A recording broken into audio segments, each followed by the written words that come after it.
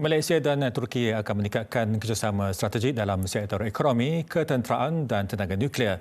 Selain menerokai peluang melonjakkan nilai perdagangan sekali ganda kepada 40 bilion ringgit.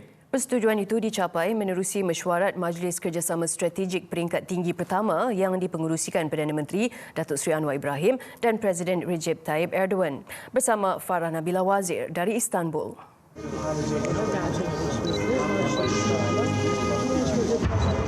Terdahulu Perdana Menteri menerima sambutan rasmi di Kompleks Presiden. Datuk Seri Anwar seterusnya mengadakan pertemuan empat mata bersama Erdogan.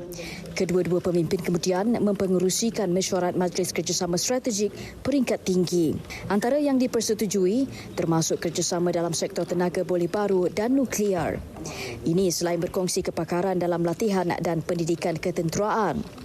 Kedua-dua pemimpin juga bersetuju mesyuarat kedua diadakan di Malaysia pada 2028.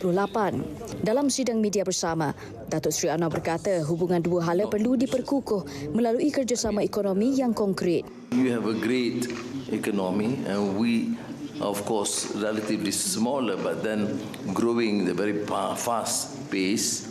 As you know, we have now become the main attraction for semiconductors, AI, data centers. Datuk Seri Anwar turut menyaksikan pertukaran 7 memorandum persefahaman antara syarikat Malaysia dan Turki.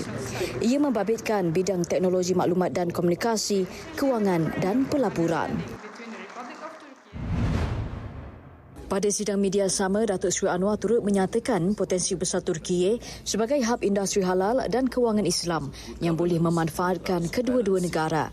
Now I would, of course, extend it now to halal industry and Islamic finance, which is a potential for both of these countries, both of our countries, to explore and advance. Tambahnya, sektor berkenaan dikenal pasti sebagai bidang strategik baru yang mampu memperkukuh hubungan ekonomi kedua-dua negara.